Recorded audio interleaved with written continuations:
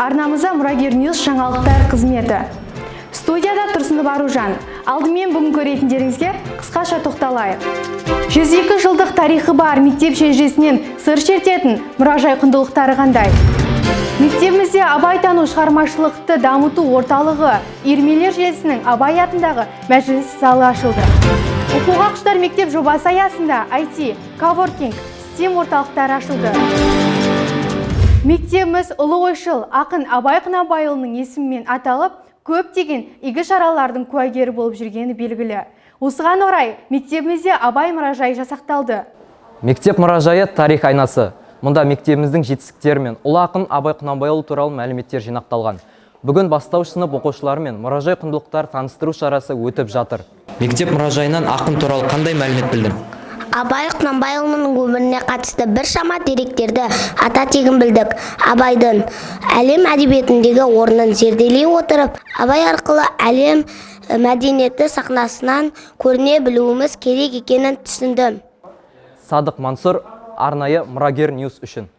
Абай атындағы мәжіліс залында абайтану шығармашылықты дамыту үйірмелер желісі орталығы шығармашыл талантты орта қалыптастыруға бағытталған жұмыстар атқарады. Абай атындағы мәжіліс залының лента қию рәсімі облыстық абайтану қоғамдық бірлестігінің төрайымы, педагогика ғылымдарының кандидаты Абат Жолдасқызына берілді.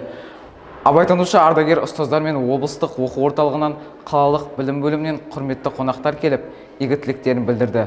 Абайтану шығармашылықты дамыту үйірмелер желісі орталығында қауырсын қалам, жас қаламгер, жас тілші, сахна әлемі, айтыс қанатында, сөз одасы сынды үйірмелер жұмыс жасайды. Тобашев Дінмұхамед, арнайы Мұрагер Ньюс үшін. Мемлекет басшысы Қасым-Жомарт Тоқаевтың басшылығымен мектеп кітапханаларын қайта жаңғырту мен оқушыларды кітап оқуға баулу мақсатында оқуға құштар мектеп жобасы өз ісін алға қойды. Осы жоба аясында мектеп жаңалықтарын тілшіміз тарқатсын.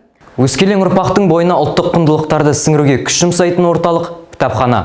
Коворкинг орталықта оқырмандар брифингі, кітап оқу конференциясы, ақын жазушылармен, қоғам қайраткерлерімен кездесу кешісінде шаралар жүргізілуде. Оқуға құштар мектеп, оқуға құштар ұрпақ тақырыбында қаламыздағы кітап құрттары еріктілер тобымен кездесу кеші ұйымдастырылды. Мұнда қазіргі таңда қоғамдағы кітап оқу мәселесіне қатысты смартфонға деген тәуелділік, кітап оқымаудың ұрпақ тәрбиесіне әсері сынды біршама пікірлер ортаға салынды. Садық Мансұр, арнайы Мұрагер Ньюс үшін. Әзірге айтарымыз осы, Абай мектебінің Мұрагер Ньюс жаңалықтар қызметі сіздермен қоштаспайды. Біздің тілшілеріміздің дайындаған жаңалықтарын жіберіп алмаңыздар. Келесі кездескенше.